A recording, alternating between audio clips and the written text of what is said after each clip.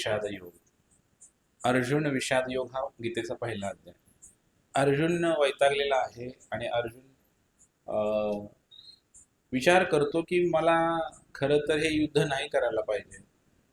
युद्ध हे भगवंत करतात, कारण जेव्हा या पृथ्वीवरती भार जास्त होतो त्यावेळेला युद्ध होतं.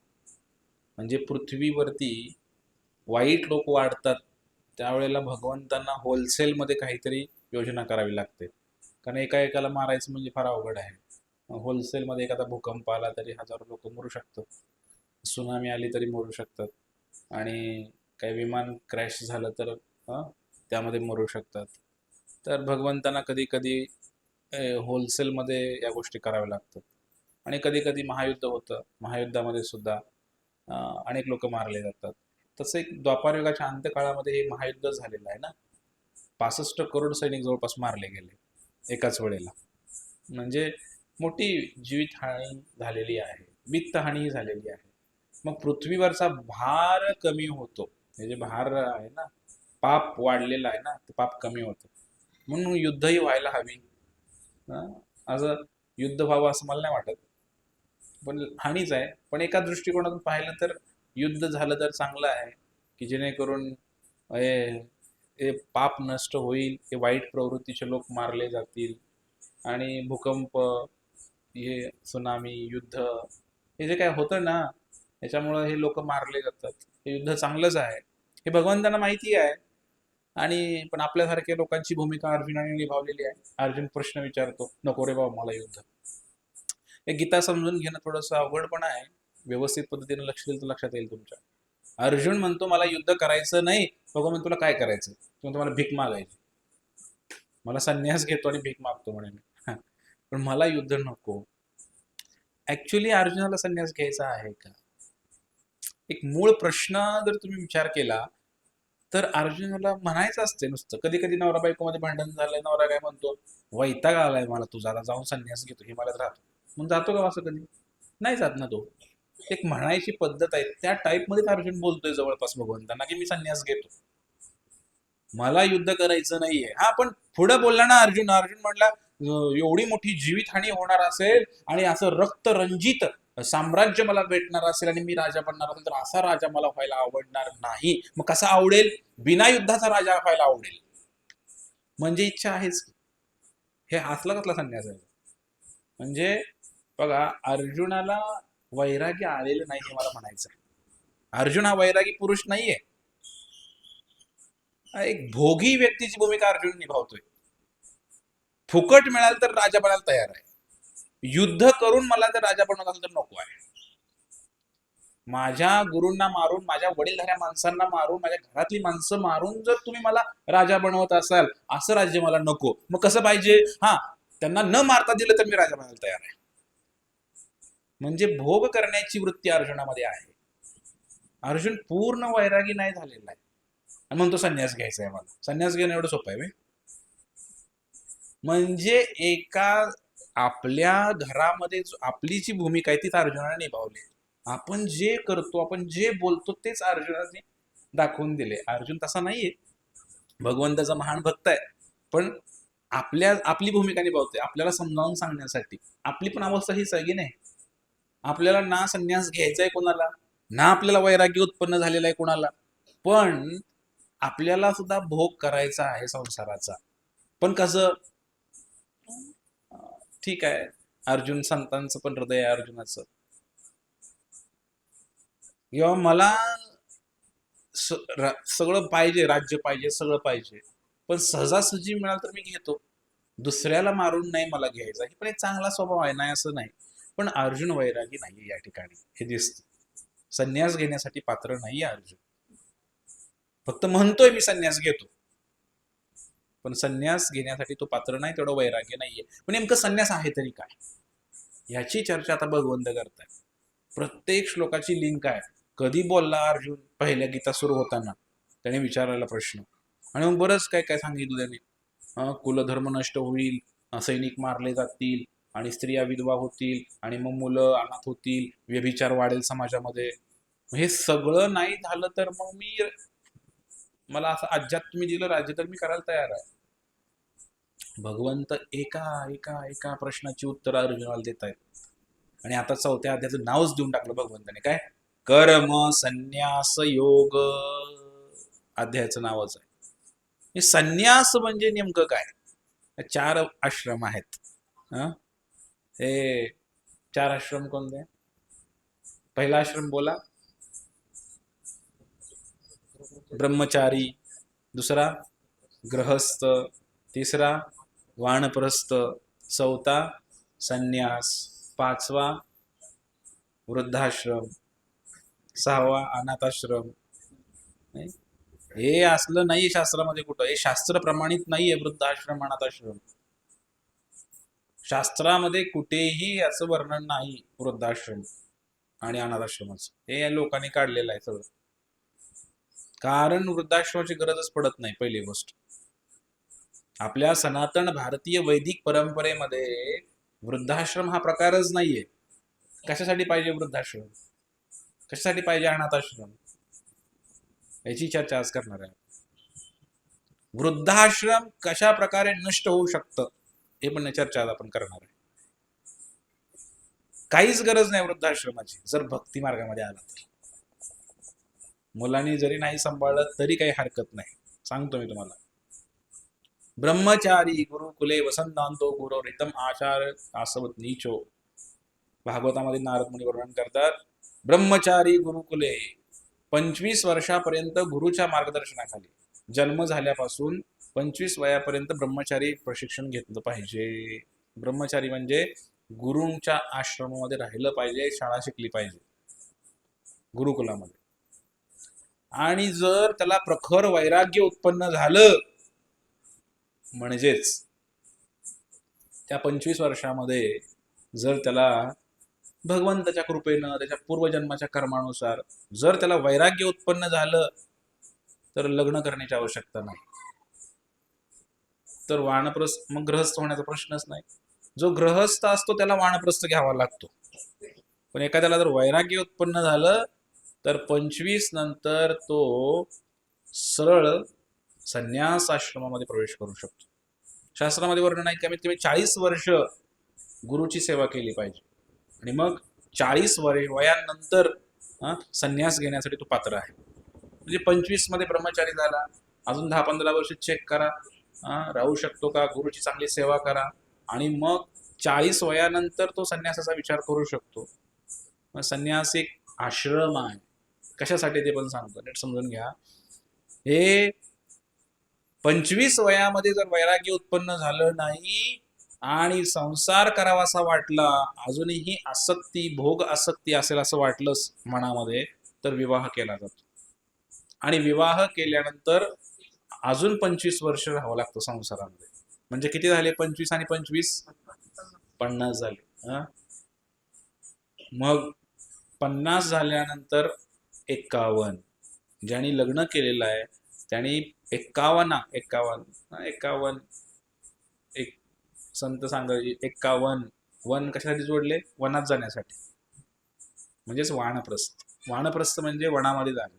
51, 52 सगळं वन आहे. तर वनामध्ये गेलं पाहिजे 50 नंतर, म्हणजे वानप्रस्थ. किती वर्ष? 25 वर्ष वानप्रस्थ. किती झालं? 75 झाल्यानंतर मग परत, आणि तसंही राहूच नाही घरामध्ये 50 नंतर. 51, 52 नंतर परत काय? 58, 59, 60, 61, 62. ते म्हणजे 61 म्हणजे सटकते, म्हाताऱ्याची बुद्धी सटकते. 60 नंतर घरातले काय म्हणते, ह्याची सटकली म्हणते, आहे की नाही? म्हणून त्यामुळं घरात राहू नये.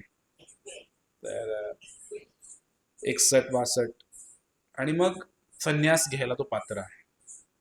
पण जो ब्रह्मचारी राहतो, तो त्याला लग्न करत नाही, तो डायरेक्ट संन्यासासाठी पात्र आहे, संन्यास घेऊ शकतो. असा एक विषय. 4 आश्रम: ब्रह्मचारी, बोला, वानप्रस्थ कसं डायरेक्ट, गृहस्थ, त्यानंतर वानप्रस्थ, त्यानंतर संन्यास. हे 4 आश्रम आहे.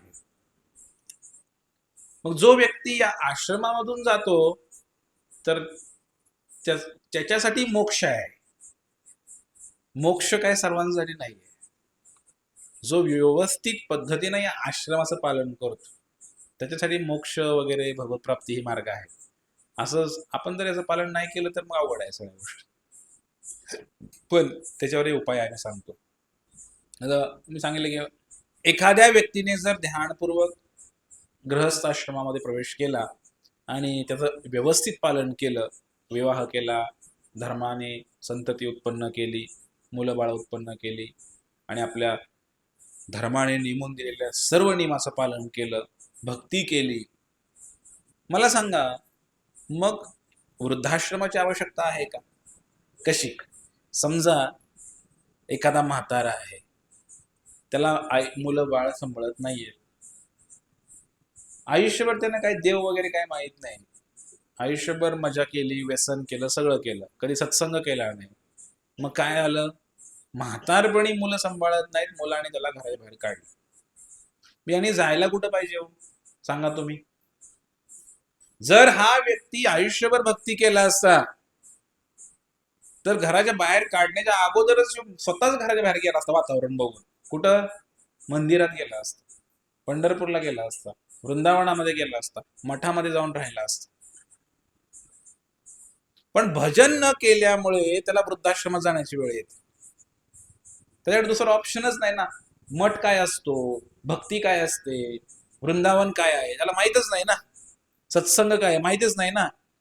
मग त्याला काय होतं? दुसरं एकच ऑप्शन राहतो त्याकडे, काय? वृद्धाश्रमामध्ये जावं लागतं. म्हणजे हा एक आश्रम शास्त्रशुद्ध नाही हा आश्रम, वृद्धाश्रम म्हणजे हा असा तयार होतो आश्रम, वृद्धाश्रम. याची आवश्यकता नाहीये वृद्धाश्रमाची. सांगण्याचा उद्देश की गृहस्थ जीवनामध्ये सुद्धा राहून तो संन्यासी जीवन जगू शकतो, हाच आपला विषय आहे. मग भगवंत अर्जुनाला आता बोलता येते. अर्जुन आधी बोलला पहिल्या श्लोकामध्ये, तुम्ही मला म्हणताय, आता हे तुम्हाला समजायला जरा कठीण आहे, की कर्माचा त्याग करण्यासाठी सांगता आणि पुन्हा भक्तिपूर्वक कर्माची प्रशंसा करता. आता पहिल्यापासून, आता बघा, पहिल्या गीता सुरू झाल्यापासून काय विषय चालू आहे आपला? हा, कर्म करत राहा, फळाची अपेक्षा करू नका, तुमचं कार्य तुम्ही करत राहा, ते फळ काय देत ते भगवंताला देऊ द्या, हा आपला विषय चालू आहे.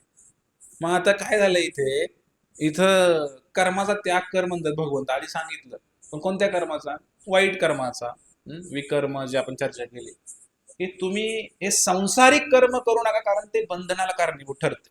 दोन प्रकारच्या कर्माचा विचार चालू आहे आपला इथे.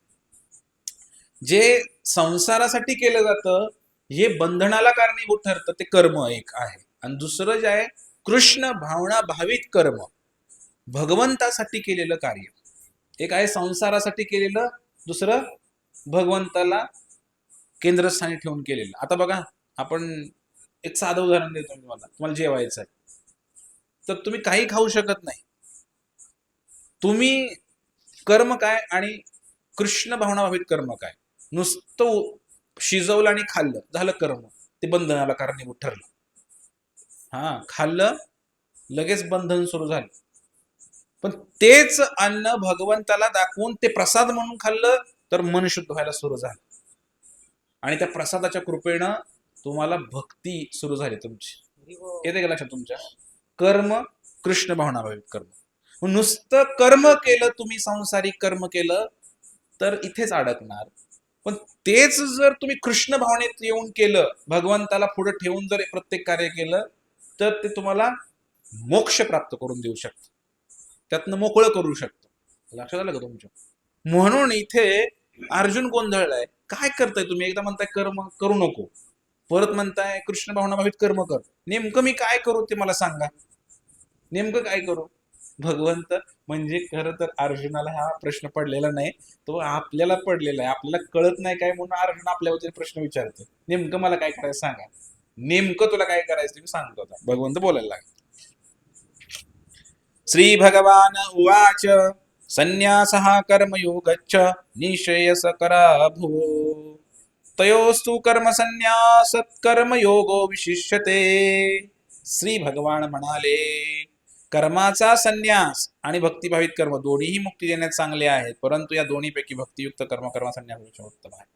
बरेच लोक काय म्हणतात माहितीये का, की आम्ही काय करतो, घरामध्ये राहतो आणि घरामध्ये राहून आम्ही देवाचं नाव घेतो, किंवा आम्ही चांगलं कर्म करतो. एक कर्म असं आहे, कर्म संन्यास म्हणजे इतरांसाठी जगणं. इतरांसाठी जगणं म्हणजे समाजसेवा करणं, लोकांना मदत करणं, स्वतःसाठी काय करायचं नाही. म्हणजे जे काही करायचं दुसऱ्याच्या कल्याणासाठी करायचं, अशा प्रकारे लोक संन्यास घेतात. तर कर्म संन्यास म्हणजे त्यात काय आसक्ती ठेवत नाही, सांसारिक आसक्ती ठेवत नाही. पण भगवंत काय म्हणतायत, हे काही योग्य नाही, एवढ्याने भागणार नाही. तुम्ही काय करायला पाहिजे, कृष्ण भावनाभावित संन्यास घ्यायला पाहिजे. तुम्ही श्रीकृष्णासाठी कार्य करा, तुम्ही भगवंतासाठी कार्य करा. कारण संसारामध्ये कितीही तुम्ही कार्य केलं, हा ठीक आहे, तुमचं त्यात काही फायदा नाही, ते काम करण्यात तुमचा काय फायदा नाही, पण काय होतंय, ते बंधनालाच कारणीभूत ठरतं. मग तुम्ही समाजसेवा करा, देशसेवा करा, जे काही करा, ते बंधनालाच कारणीभूत ठरणार आहे. म्हणून तुम्ही भक्ती करा, भक्ती करा. भक्ती केल्यामुळे काय होतं, हे यस्मिन तुष्टे जगत तुष्टे, सगळे कृष्ण कर्म केलं सर्व, कृष्ण भक्ती केलं सर्व कर्म कृत होय.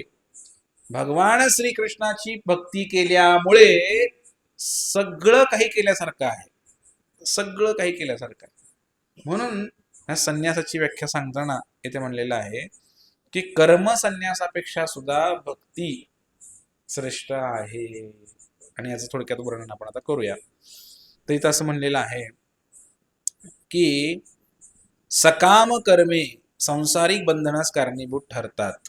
जोपर्यंत मनुष्य शारीरिक सुखाचा दर्जा सुधारण्याच्या उद्देशाने कर्म करत राहतो, तोपर्यंत त्याला विविध प्रकारच्या शरीरामध्ये निश्चितपणे देहांतर करावे लागते. बघा, या जगामध्ये तुम्ही कोणतंही कार्य करा, कुठलंही श्रेष्ठ कार्य करा, जगाच्या दृष्टिकोनातून ते पुन्हा जन्म घ्यायला बाध्य करेल. तथा देहांतर प्राप्ती, पुन्हा देह बदलावा लागेल. तुम्ही मोठे देशभक्त असाल, तुमचा पुन्हा जन्म होईल. तुम्ही मोठे समाजसेवक असाल, तुमचा पुन्हा जन्म होईल. तुम्ही मोठे नोबेल पुरस्कार तुम्हाला भेटलेला आहे, शांतीदूत पुरस्कार भेटलेला आहे, पुन्हा तुमचा जन्म होईल. तुम्ही भारताचे पंतप्रधान असाल, पुन्हा तुमचा जन्म होईल. तुम्ही काहीही करा, तुमचा पुन्हा जन्म होईल. बरोबर आहे का? पण यातून थांबायचं असेल तर, आणि हे सगळं जन्म मृत्यूचं चक्र थांबवायचं असेल ना, एकच उपाय आहे, भक्ती करावी लागेल. हेच थांबवू शकते आपल्याला, दुसरा काय उपाय आहे का सांगा? भक्ती करण्याशिवाय काही उपाय नाहीये कोणाकडेच, जर हे सगळं थांबवायचं असेल तर. म्हणून भक्ती श्रेष्ठ आहे, भगवंतांनी सांगितलं श्रेष्ठ लोकांना. असं कर्म करा, भक्ती भावित, कृष्ण भावना भावित कर्म करा, ते बंधन तोडेल आणि मुक्त करेल संसारातून आपल्याला. असं कोणतंच कार्य नाहीये. म्हणून या जगामध्ये सर्व कार्य जरी तुम्ही नाही केलं तरी चालेल, पण भक्ती करा, भक्ती कर्म केलं पाहिजे. कालच आमचं चर्चा चालली होती, भरत महाराजांनी हरणावर दया दाखवली. हा एक वेळ दाखवली नसती तरी पण चाललं असं. कारण कधी कधी आयुष्यामध्ये प्रायोरिटी पण द्यायला पाहिजे, की कोणतं कार्य कशासाठी आहे किंवा काय महत्वपूर्ण आहे. त्या भरत महाराजांनी घरादाराचा त्याग केला, राज्याचा त्याग केला, भजन करण्यासाठी जंगलात आले आणि हरणावर आसक्त झाले. मग हरणाला एक वेळ दया नाही दाखवली तरी चालली असते, परंतु भजन नाही सोडायला पाहिजे होत. कारण ते हरणावर आसक्त झाल्यामुळे पुन्हा जन्म घ्यावा लागला हरणाचा. परत हरणाचा जन्म गेला, पुन्हा एक दुसरा मनुष्य जन्म भेटला यांना, जड भरत म्हणून. किती अवघड झालं ते सगळं. म्हणून मनुष्य जन्मामध्ये इतर कर्म काही नाही केलं तरी काही हरकत नाही, पण भक्ती कर्म केलं पाहिजे. म्हणून आता तुम्ही म्हणाल काय, सोडायचं का सगळं? सोडायचं काहीच नाहीये, कृष्ण भावना भावित करायचं त्याला. मग एक साधं उदाहरण मी नेहमी देतोय, जेवताय ना, तुम्ही देवाला दाखवून प्रसाद म्हणून ग्रहण करा, संपला विषय. काय अवघड नाहीये, इतकं सोपं आहे भक्ती. भक्ती काहीच अवघड नाही, फार सोपं आहे. उठता बसता तुम्ही भगवंताचं नाव घ्या, ते सुद्धा भक्तीच आहे, ते काम सुद्धा भक्ती आहे. तुम्ही काय काम करताय आता? हाती काम मुखी नाम ऐसी साक्ष बहुतांची. अनेक लोकांनी असा अनुभव घेतलेला आहे. तुम्ही काय करताय? शेतामध्ये खुरपताय, खुरपताय एखादं भजन म्हणा, भक्ती झाली की नाही? ते बंधनात कारणीभूत ठरणार. तोंड बंद करून तर कोण खुरपत नाही आहे, मला चांगलं माहित आहे. कोण खुरप तोंड बंद करून? इकडचं तिकडचं भरपूर असतं मसाला, मग ते बंधनाला कारणीभूत होईल. पण जर भजन करत जर तुम्ही शेतामध्ये खुरपणी केली तर मोक्षाला कारणीभूत होईल. एवढी सोपी भक्ती सांगितली, एवढी सोपी मुक्त होण्यासाठी. म्हणून भक्ती श्रेष्ठ आहे. बाकीचं फार ते ज्ञान योग, कर्म योग, ध्यान योग आणि ते अष्टांग योग आणि हठ योग आणि हे ते ते ते लांबच्या गोष्टी आपल्या डोक्या पलीकडच्या. सांगण्याचा उद्देश वैराग्य येतं एखाद्याला, जबरदस्ती वैराग्य आणून संन्यास घेण्याची आवश्यकता नाही असंही भगवंताला सांगायचं. एक राजा होता, त्या राजाला चातुर्मास आता चालू आहे की नाही, चातुर्मास म्हणजे महाराज लोक वगैरे कुठं जात नाही, फिरत नाही, तीर्थ या ठिकाणी जातात किंवा एका जागेला थांबतात. एक महाराज फिरत फिरत नेमकं चातुर्मास लागला आणि त्या राज्यामध्ये थांबले. राज्यामध्ये थांबल्यानंतर त्या ठिकाणी तो राजा आनंदित झाला. आधीच धार्मिक होता राजा, त्याला वाटलं आपल्या घरी महाराज थांबणार 4 महिने. त्याला इतका आनंद झाला, महाराजांची सोय केली. त्या महाराजांबरोबर राहून राहून राहून त्याला वैराग्य उत्पन्न झालं. एवढा मोठा राजा, पण त्याला सुद्धा वाटलं काय की मी सुद्धा काय करावं, आता घरादाराचा त्याग करावा आणि जंगलात जावं. हे किती चांगलं जीवन आहे, नामस्मरण वगैरे करणं वगैरे. साधू तिथंच आहे, चातुर्मास असून संपायचा आहे. आणि त्यांनी विचार केला त्या राजाने. होतं असं कधी कधी संतांच्या संघामध्ये आलं की कधी कधी वाटतं की आपण ही संतांसारखं व्हावं, घरदारात त्याग करावा असं वाटतं, बऱ्याच जणांना वाटतं, म्हणूनही दाखवतात मला, पण आम्ही तसं करू देत नाही. माऊली प्रभू तुम्हाला नाही म्हणतात, पण काय त्यांना मी सांगतो नाही, असं नाही केलं पाहिजे आपण. त्या राजाला वैराग्य आला आणि राजा गेला जंगलामध्ये, रात्रीच पळून गेला. रात्री पळून गेला. महाराज अजून घरातला आहे, ह्योच पळून गेला. जंगलामध्ये जात होता. एक राज्यामधून बाहेर पडत असताना एका सरोवराच्या काठी पौर्णिमेची रात्र होती, चंद्र उगवलेला होता आणि त्यात एका झाडाखाली त्याला एका तलावाच्या कडेला एक हिऱ्यासारखं चमकलं, असं काहीतरी हिऱ्यासारखं चमकलं, पांढर शुभ्र. आणि राजाची नजर त्याच्यावर गेली. आणि शास्त्रामध्ये दिलेलं एखादं धन वगैरे जर पडलं असेल रस्त्यावर तर ते उचलायला पाहिजे, योग्य वापर केला पाहिजे त्याचा. राजा गेला, कारण धन म्हणलं की राजा आकर्षित झाला तिकडे. मूळ स्वभाव जाईना, त्याचा मूळ स्वभाव गेला नाही, तो त्या धनाकडे आकर्षित झाला आणि जवळ गेला आणि हातात घेतलं, पण तो हिरा नव्हता. ते काय होतं, एका म्हाताऱ्या माणसाचा बेडका होता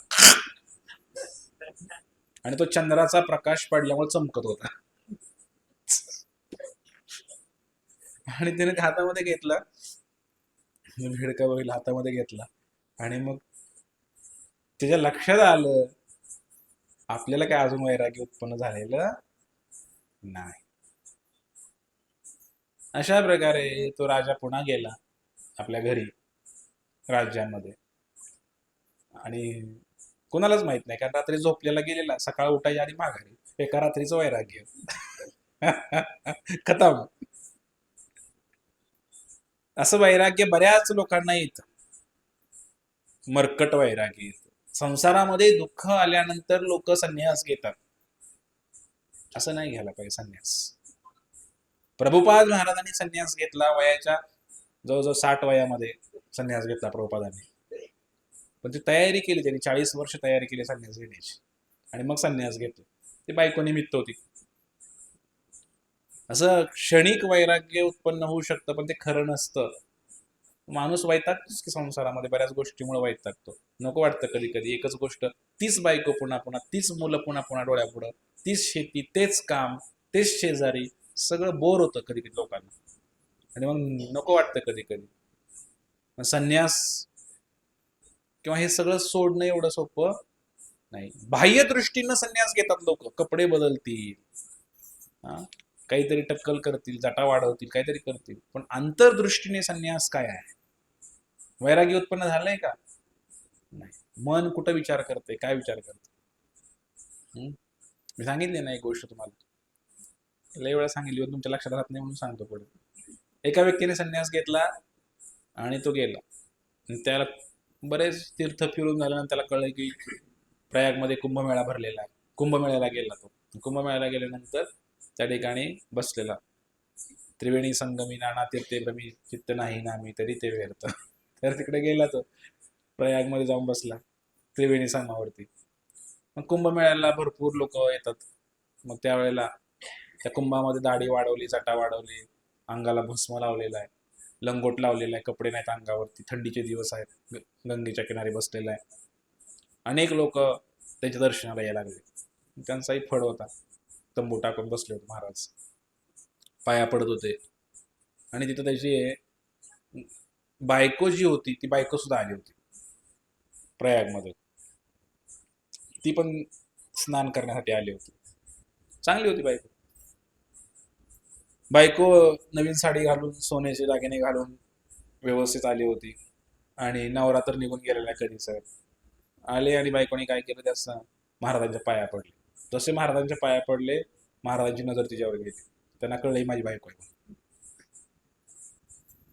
माझी बायको आहे म्हणल्यानंतर मग त्यांनी म्हणले, लाज वाटते का म्हणले तुला? नवरा तुझा गेलाय म्हणले, एवढं वैराग्य आलंय त्याला, निघून गेलाय म्हणले सगळं घरदार सोडून, आणि तू दागिने घालून फिरती चांगली नवी साडी घालून, लाज वाटते का म्हणले तुला?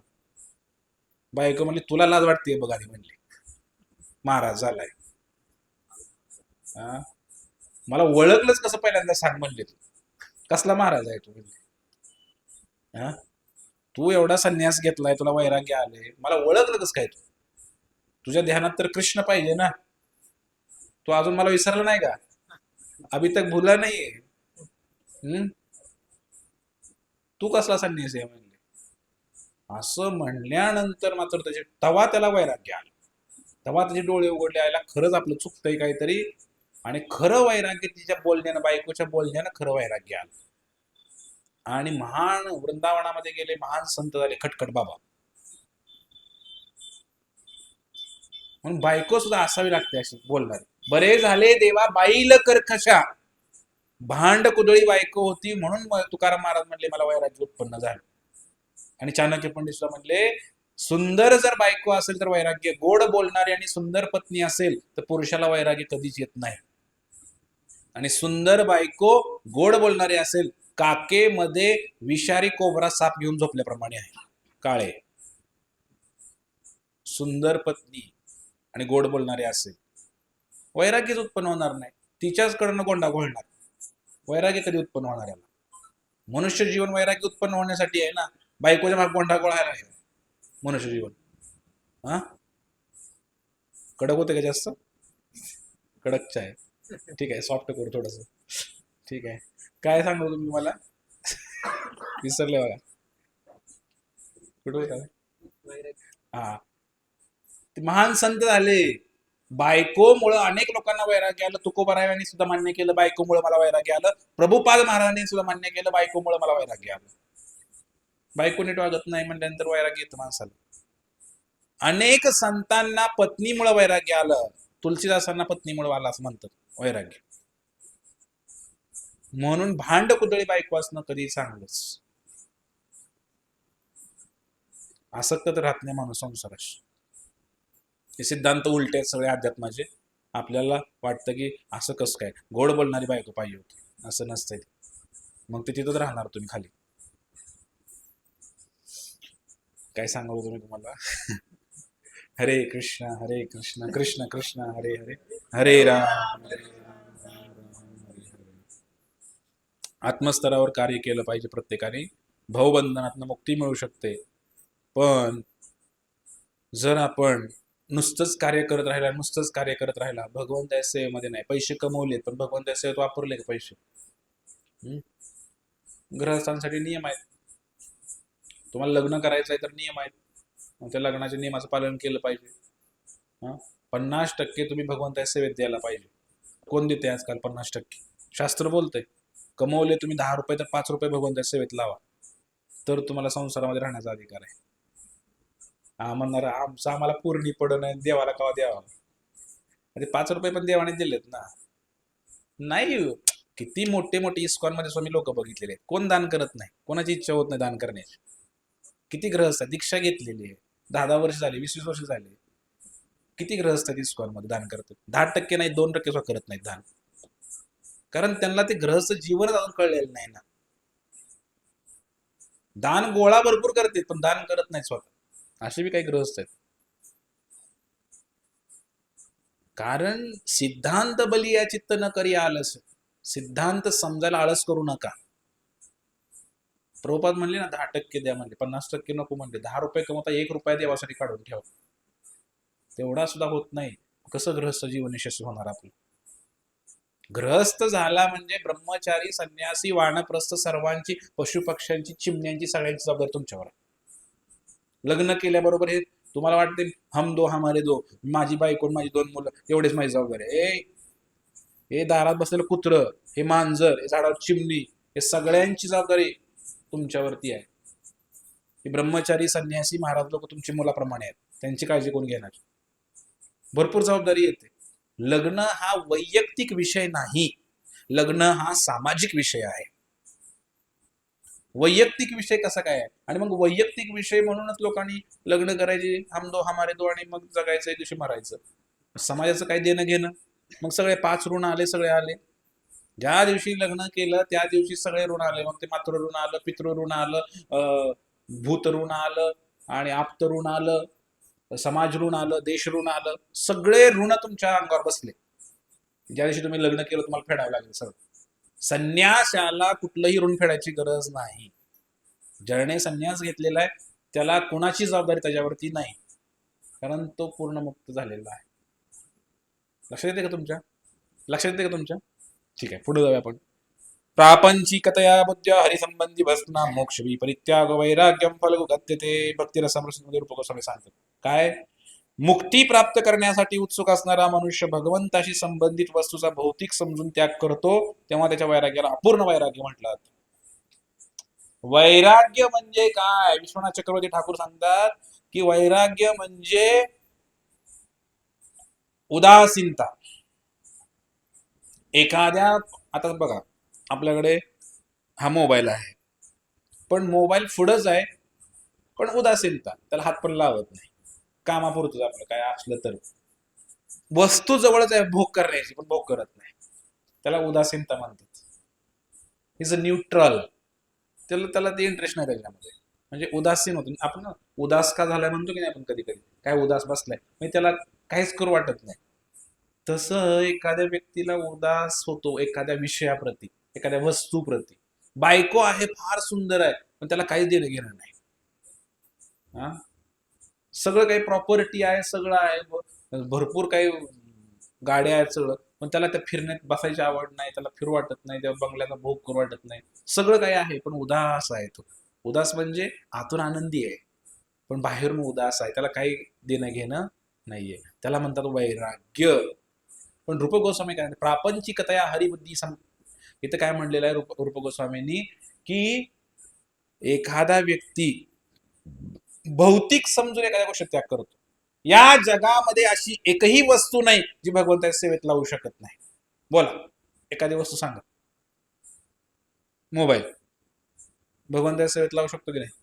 भक्तांना बोलवण्यासाठी, मेसेज टाकण्यासाठी, भजन कीर्तन ऐकण्यासाठी करू शकतो मोबाईलचा वापर, बरोबर आहे की नाही? काय हे हॉल आहे, मंदिर आहे सोडा, पण काही करू शकतो हॉलचा वापर ना. पत्त्याचा डाव खेळायला बसू शकतोय तुम्ही, खेळू शकतो की नाही? इथं अलाउड नसेल पण सांगतोय भाग. ह्या हॉलचा वापर मी काही करू शकतो, पण आज हा हॉल, हे बांधकाम भगवंताच्या सेवेमध्ये लागलेलं आहे. म्हणजे कुठलीही वस्तू घ्या, गाडी घ्या, 2 व्हीलर घ्या, कुठं जायचंय 2 व्हीलर घेऊन? तमाशाला जायचं की सप्त्याला जायचं, मंदिरात जायचं? आहे की नाही? प्रत्येक वस्तू भगवंताच्या सेवेमध्ये लावू शकतो, त्याला युक्त वैराग्य म्हणलेलं आहे. युक्त करायचं काय पण असलं भगवंताच्या सेवेत लावायचं. तुमची बायको, मुलं, तुमचा सांसारिक वस्तू, तुमच्या सगळ्या लोकांना तुम्ही भगवंताच्या सेवेत लावू शकता.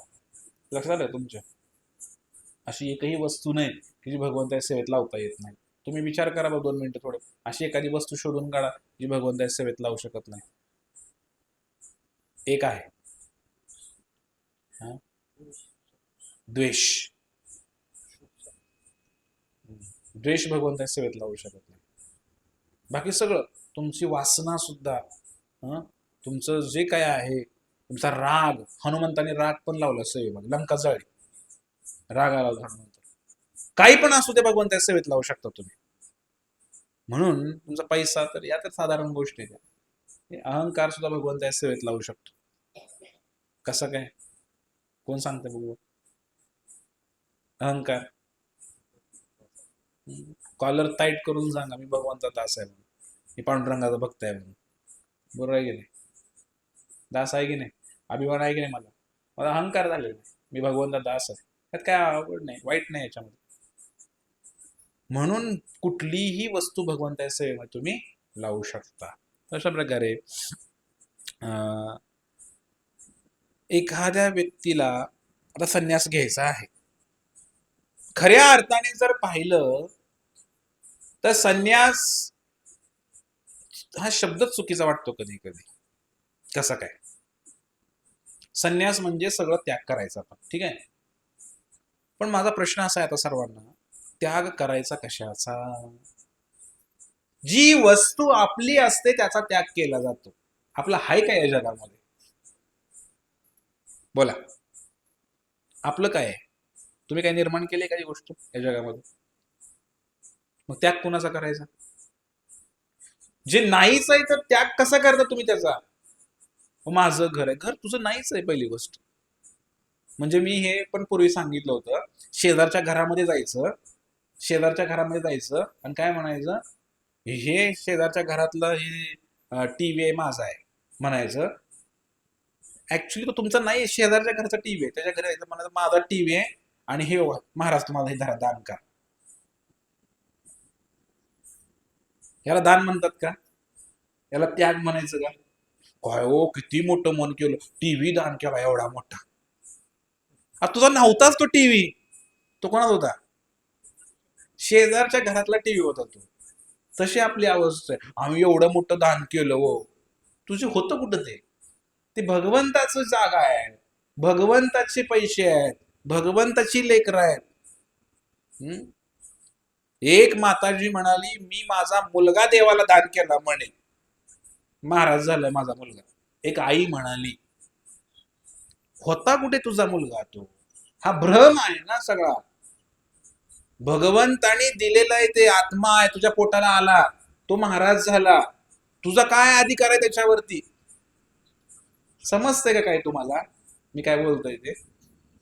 पण ते आई काय म्हणते, आम्ही देवाला दान केलाय पोरगा आमचा, लय मोठा त्याग केला. लोक म्हणतात काय ती माता एवढा मोठा मुलगा देवाला दिला. काय दिलं त्या मातेनं? एकदा एक महाराजांच्या आश्रमामध्ये एक मुलगा राहत होता. सगळं तारुण्यामध्येच त्याला वैराग्य आलं आणि तो लग्नच केलं नाही. तो मंदिरात वनामध्ये जाऊन त्या महाराजांच्या आश्रमामध्ये राहू लागला. बरेच दिवस झाले आणि मग एक दिवशी त्याला कळालं आई फार आजारी आहे आणि मुंबईला हॉस्पिटलमध्ये आहे. आणि मग फार शेवटच्या क्षणाला, अंतिम क्षणा, मग त्याने महाराजांना विचारलं, महाराज आई फार आजारी आहे, जाऊन भेटून येतो म्हणले आईला. मग असं बोलल्यानंतर महाराज तरी काय म्हणणार? महाराज म्हणले ठीक आहे भेटून ये आईला म्हणले. मग ते मुंबईला गेला हॉस्पिटलमध्ये आईला भेटण्यासाठी. त्याला वाटलं आता आई अंतिम क्षणामध्ये आहे, आता तरी आई, आधी तर भरपूर शिव्या दिल्या होत्या घर सोडून गेला म्हणून, आता तरी कमीत कमी काय तिला डोक्यात प्रकाश पडला असेल. आणि अंतिम क्षणी माणसं काय बाकीचं विचारत नाहीत, काय केलं आयुष्यभर बघत नाहीत, आजारी असल्यानंतर तर अजिबात नाही बघत. जवळ माणूस आला हीच मोठी गोष्ट झाली.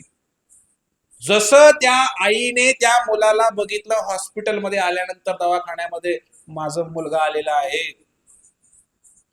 आई शिवाय द्यायला लागली. कुठनं बुद्धी सुचली म्हणले तुला मोठा केला म्हणले. लहान होता तेव्हा तुझा गळा दाबून तुला मारायला होता म्हणली. असं बोलली ती आई. जा म्हणली इथे थांबू नकोस तू. मला कुठनं बुद्धी सुचली म्हणली. महाराज झाला, मला काय फायदा म्हणली त्याला. तू महाराज झाला, मला काय फायदा. अरे एखादा व्यक्ती ब्रह्मचारी झाला तर मागच्या पुढच्या मिळून 21 पिढ्यांचा उद्धार होतो. एखाद्या व्यक्तीने संन्यास घेतला, मागच्या पुढच्या मिळून 64 पिढ्याचा उद्धार होतो. हे ज्ञान त्या आईला नाही ना. समजलं की नाही तुम्हाला. मग अशा प्रकारे होऊ शकतंय. काळे मोबाईल बंद कर नको, मग तुम्ही जावा तिकडं, सगळं उरकून या तुमचं.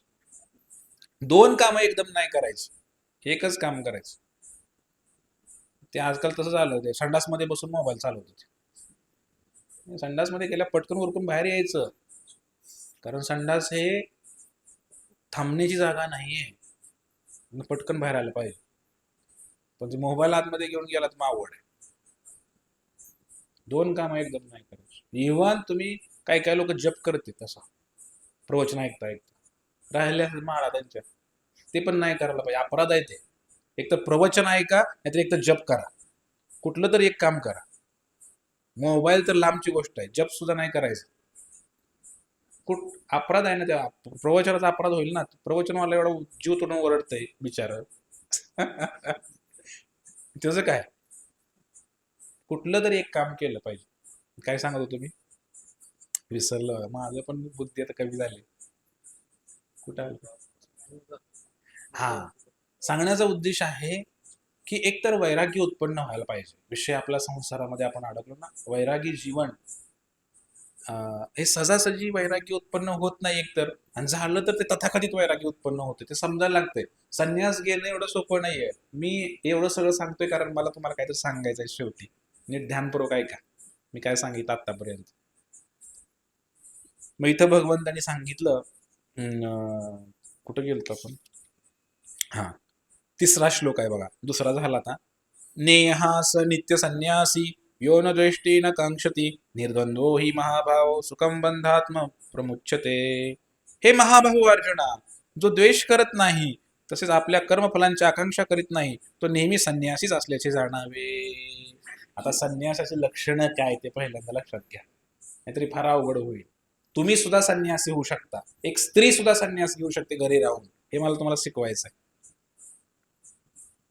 संन्यासाच्या मनामध्ये कोणताही द्वेष नसतो आणि तो कुठल्याही फळाची अपेक्षा करत नाही. ते द्वंद्व मोह निर्मुक्ता भजनते दृढव्रता. सर्व द्वंद्वातनं तो मुक्त झालेला आहे. सुख दुःख, यश अपयश, पराजय, लाभ हानी त्याला काहीच पडलेलं नाही. तो व्यक्ती खरा संन्यासी आहे. नाहीतर मग आता संन्यासी असे आहेत आजकाल कलियुगामध्ये की व्याजानं पैसे लावते. संन्यास घेतलाय, मठ बांधलाय आणि व्याजानं पैसे लावतो. यांच्यासाठी नरकामध्ये स्पेशल योजना केली भगवंताने, यमराजाने. स्पेशल नरक आहे त्यांच्यासाठी. तर सर्व द्वंद्वातनं मुक्त होऊन मनुष्य सहजपणे भौतिक बंधन पार करतो आणि मुक्त होतो. बघा वैराग्य कसं असावं लागतं. आता हे जे संन्यास आहे, तुम्ही असं कधी बघितलंय, दंड असतात, दंड असं एक दंड असतो की नाही संन्यासाच्या हातामध्ये. एक दंडी असतात, काही त्रिदंडी असतात. एक दंडी मायावादी लोक वापरतात, एक दंडी, कारण ते सांगतात की एकच आहे आपण सगळे, त्यांना दाखवायचं असतं. असं तर त्रिदंडी स्वामी असतात आपल्या वैष्णव परंपरेमध्ये. असं दांडा असतो, ते दंड्यामध्ये 3 काटे असतात. असे बाहेरनं एकच दिसते, 3 काटे असतात. वरती असं अर्धचंद्रासारखं असते. वर बघितलंय तुम्ही वर असं. कधी कसं घेणार संन्यास तुम्ही, झोपू नका तुम्ही हो, ताड बसा. तर वर असं अर्धा असते, असं 3 काटे आतमध्ये असतात, वर अर्धा असते. ते 3 काट्याचा अर्थ आहे की ज्या व्यक्तीने मन, बुद्धी, अहंकार याच्यावर नियंत्रण केले त्यालाच महाराज म्हणू शकतो. ज्याचं मनावर ताबा आहे, पहिली काठी.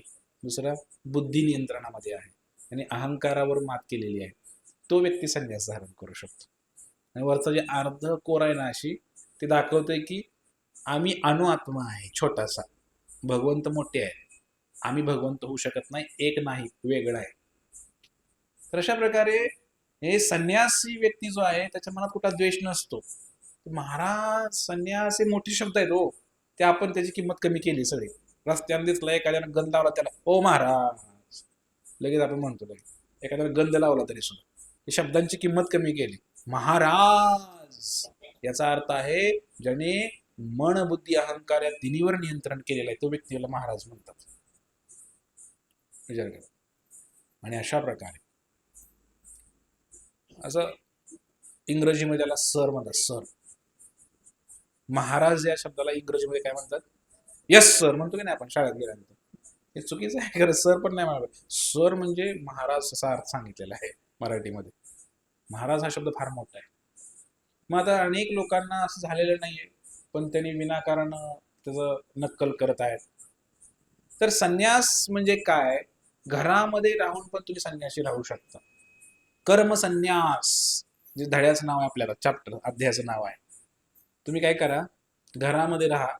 घरामध्ये राहून तुम्ही काय करा, विषयाशी आसक्त होऊ नका, संसाराशी आसक्त होऊ नका. तुम्ही जे काय करताय भगवंतासाठी कार्य करा संसारामध्ये. असोनी संसारी.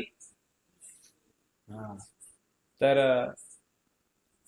संसारामध्ये राहून पण तुम्ही जर भगवंत चिंतन करत असाल तो खरा संन्यास आहे. आणि एखादा संन्यास घेऊन जर संसाराचं चिंतन करत आहे तर तो कोण आहे? तो भोगी आहे. त्याला रोग झालेला आहे. बरोबर की नाही? म्हणजे घेतलाय संन्यास पण चिंतन संसाराचं चालू आहे. काय उपयोग आहे? बरेच लोक मी पाहिले की भगवे कपडे घालतात, महाराज होतात, जातात कुठतरी तीर्था या ठिकाणी, पण त्यांची नाव जमीन जागा सगळं गावाकडे असतंय, तिथनं हँडल करतात सगळं. वृंदावन मधनं, कुरुक्षेत्र मधनं, हरिद्वार मधनं हँडल करतात सगळं गावाकडलं सगळं व्यवहार. कसला संन्यास घेतलाय ते समजत नाही मला. याच्यापेक्षा बरं आहे तुम्ही घरी राहा ना. घरी राहा आणि घरी राहून भजन करा. हरे कृष्ण कृष्ण कृष्ण हरे हरे हरे राम. दान धर्म करा, साधू संतांची सेवा करा, प्रसाद खावा, सत्संग करा. आणि सगळ्यात महत्वाचं एवढं करून भागणार नाही. एकमेका सहाय्य करू अवघे धरू सुपंत. तुम्ही प्रचार करा. या कृष्ण भावनेचा प्रचारामध्ये दिवस रात्र डोकं लावा तुमचं. आता काय केलं पाहिजे, आता काय केलं पाहिजे, आता काय केलं पाहिजे, जेणेकरून लोक भक्त बनतील. हे कार्य करा. याच्यामध्ये बुद्धी लावा. गृहस्थानी विशेष करून प्रचार कार्यामध्ये तुम्ही सदैव डोक्यामध्ये प्रचार कार्य पाहिजे की लोकांना यामध्ये मी कसं लावू, लोकांना यामध्ये मी कसं लावू. तुम्ही जर असं केलं तर मग काय होईल? हे खरे संन्यासी आहे. तुम्ही भगवत आता डिसेंबर महिना आलाय, हे गीता वितरण करा. गीता जयंती या निमित्ताने मोठमोठे कार्यक्रम करा. लोकांच्या घरी जा. जारे देख तारे कहो कृष्ण उपदेश, हमारा आज्ञा पायी तारे यही देश. प्रत्येकाला सांगा कृष्ण म्हणा कृष्ण, देव घ्या कोणी देव, देव घ्या कोणी देव. हे कोणी काय महाराजांनी जावं असं काही नाही. तुम्ही पण जाऊ शकता घरोघरी. हे खरं संन्यास आहे. प्रभुपाद महाराज म्हटले की जे माझे ग्रंथ वितरण करतात ते खरे संन्यासी आहेत म्हणले. संन्यास व्हायचं काय अवघड? मग स्त्री पण संन्यास घेतल्यासारखं झालं, पुरुष पण, बालक पण, सगळे संन्यासी होऊ शकतं. कुठं जायची गरज. याचा गैरअर्थ घेऊ नका. घरी राहून तुम्ही भगवंताचं भजन करा. याचा अर्थ पूर्ण वेळ द्यावा लागतं घरी सुद्धा. पण एवढं कठीण आहे, कारण कसं आहे संसारामध्ये इतके माया प्रबळ आहे. माया काही सोडत नाही. आणि एवढं विषयाने भरलेला संसार आहे, फार कठीण आहे यातनं बाहेर काढणं आणि भजन करणं. यासाठी गुरुची आवश्यकता आहे. युक्तस्य भक्तस्य नियुंजतोपि वंदे गुरो श्री चरणारविंदम. ते गुरु लागतात युक्त करायला. प्रभूजी हरे कृष्णा, कुठे तुम्ही, या की जरा सेवा आहे, असं कोण सांगणार तुम्हाला?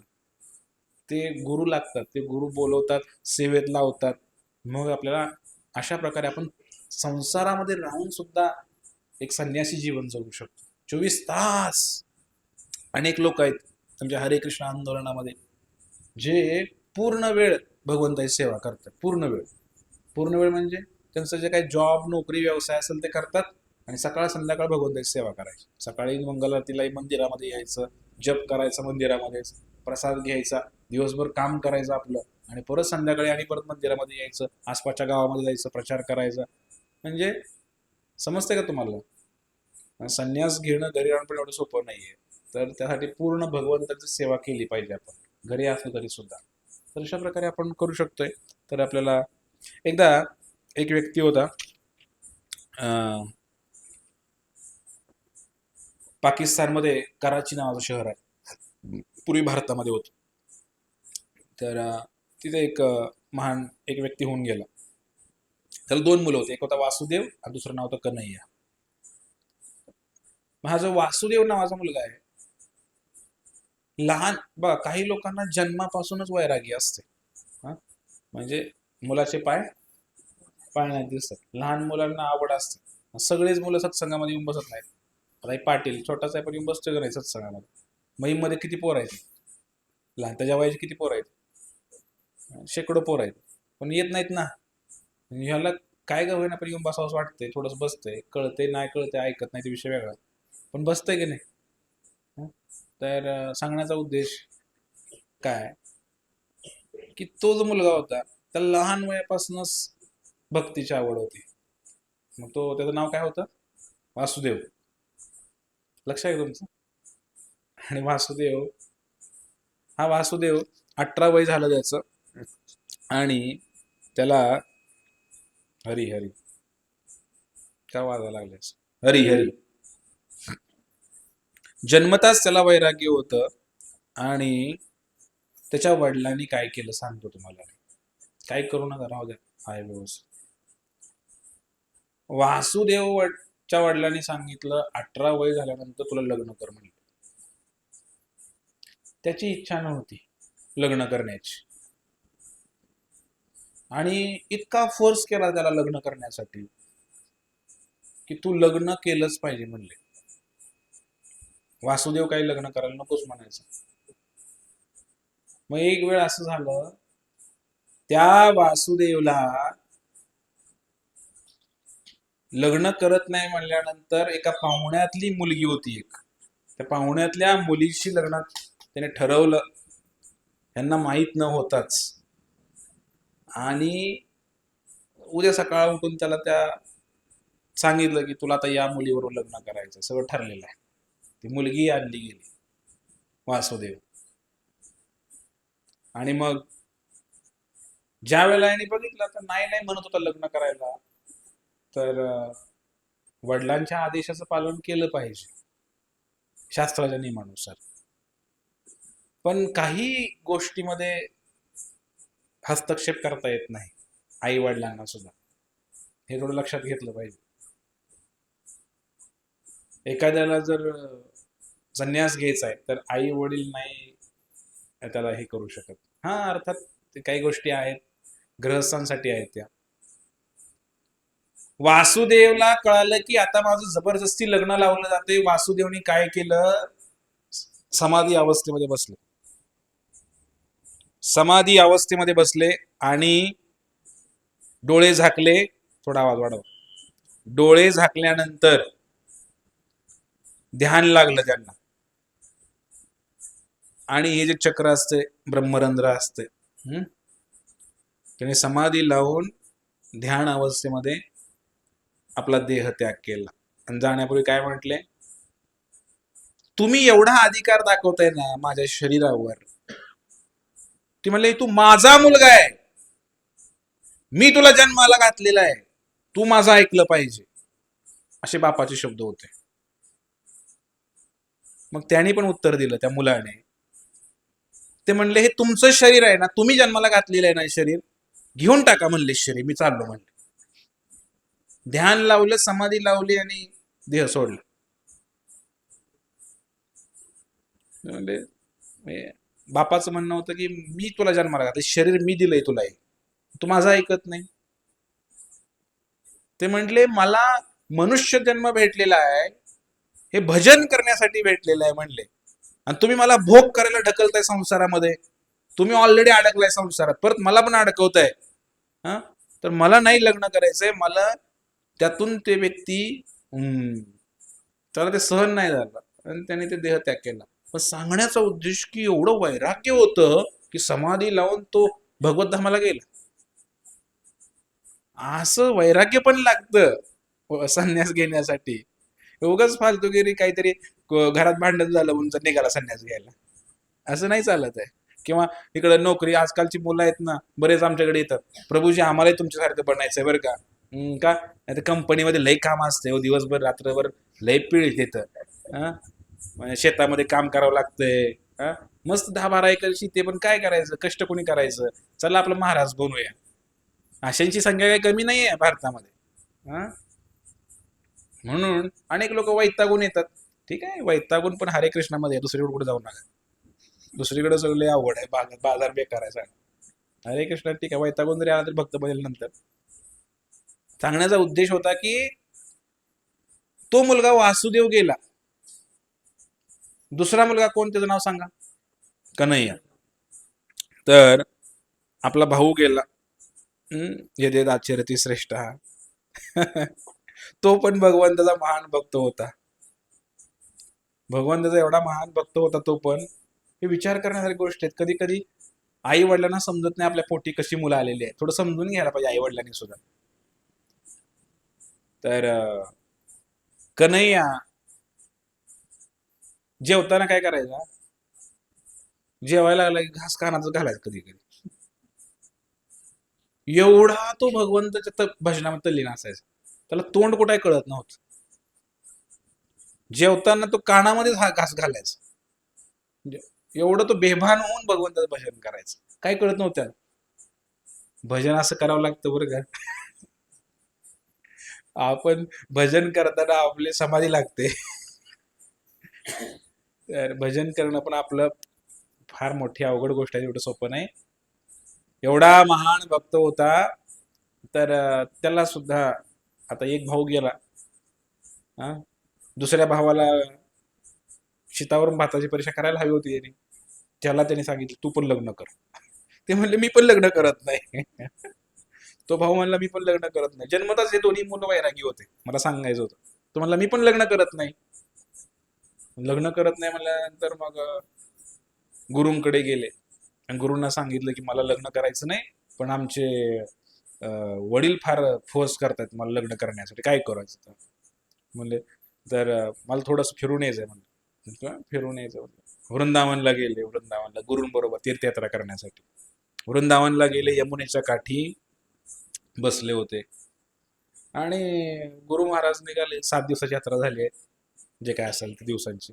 चला म्हणले माघारी जायचं आहे. ते म्हणले आता मी येत नाही म्हणले, मी तिथं राहतो म्हणले आता वृंदावनमध्येच.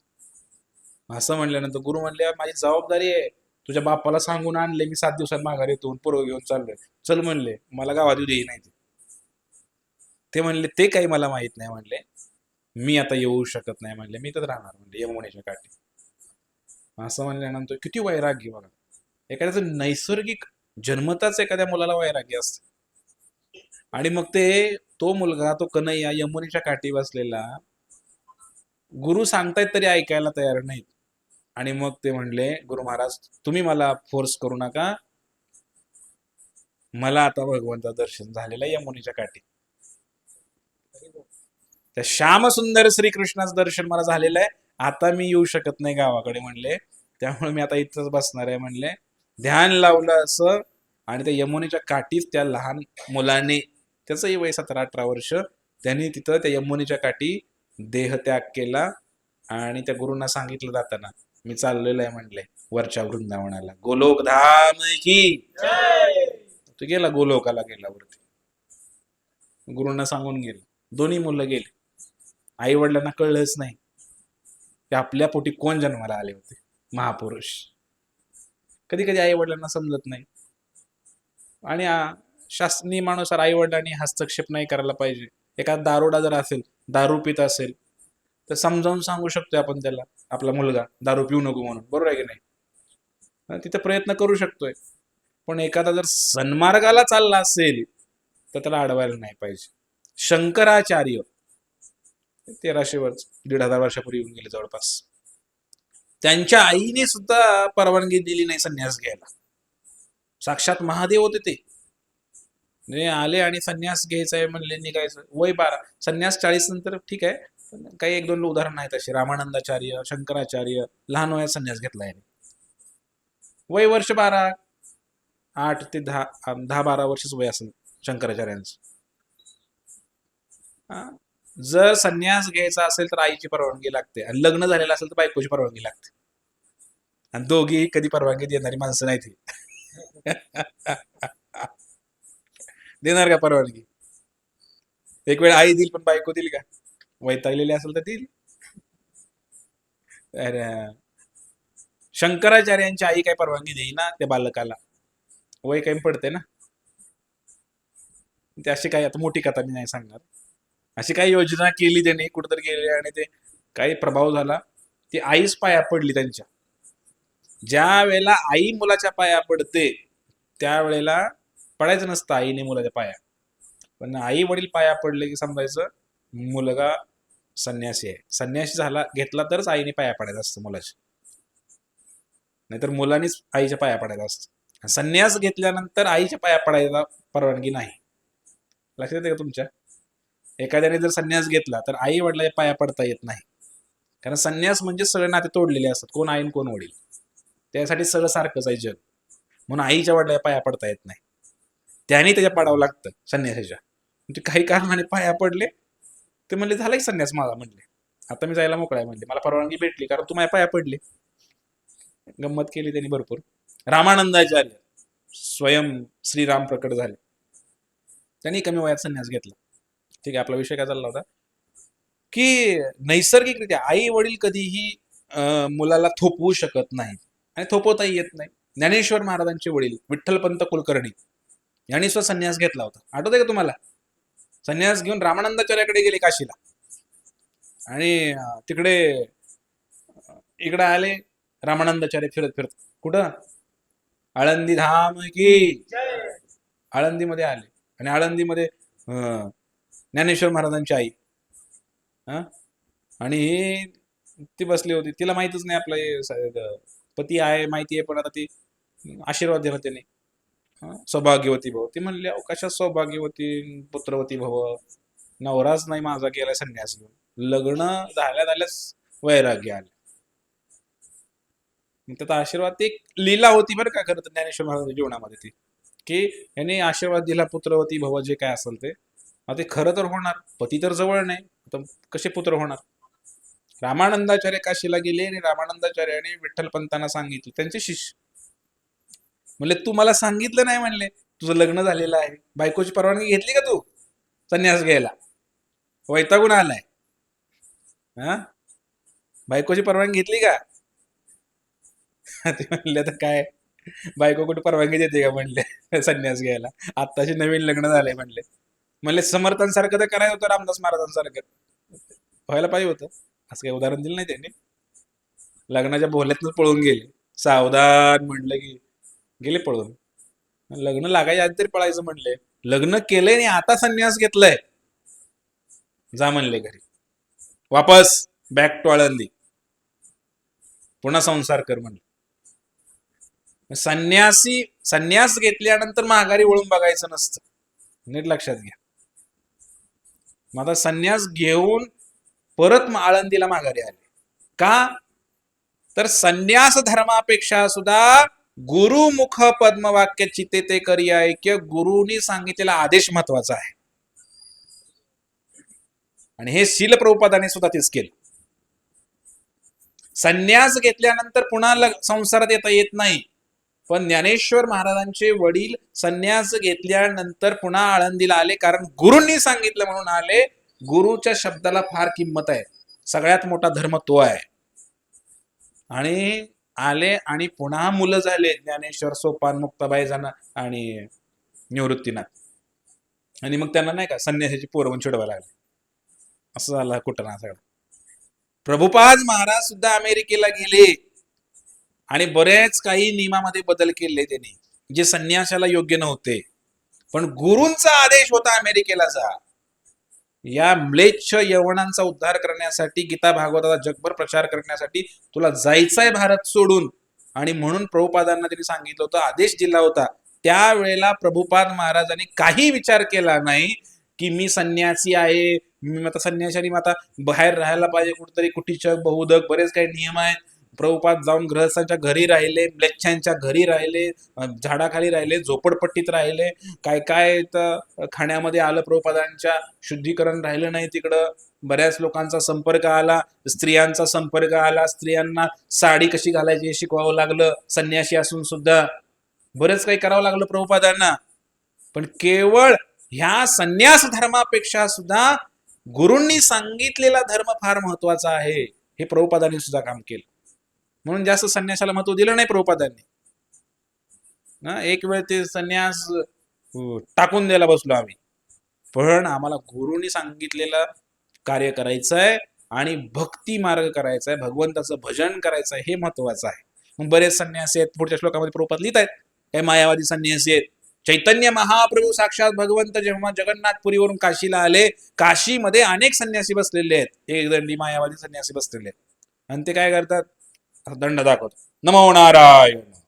मग काय, तुम्ही नारायण मी नारायण असं दाखवतात ते मायावादी संन्यासी.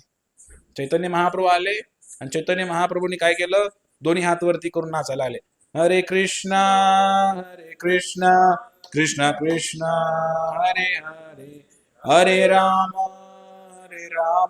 राम राम. हे कसला संन्यासी म्हणले, हे संन्यासी म्हणजे असं बसलं पाहिजे, शास्त्राचं अध्ययन केलं पाहिजे, श्लोक पाठ केले पाहिजेत म्हणले, पुस्तक पाठ केले पाहिजेत म्हणले, ज्ञानी पंडित झाला पाहिजे. हे काही येडा संन्यासी टक्कल केला आणि सगळ्या गावातनं नाचते हात वर करून, असं कुठे संन्यास असतो का? चैतन्य महाप्रभूंना लोकांना नाव ठेवले, भगवंताला नाव ठेवले. संन्यास या शब्दाचा अर्थच आहे की आता तुम्हाला आसक्त नाही व्हायचंय कशाशीच. मी किती ज्ञानी आहे याचा अहंकार असणं सुद्धा हे अवघड आहे, संन्यास होऊ शकत नाही असं. तुम्ही कसले संन्यास?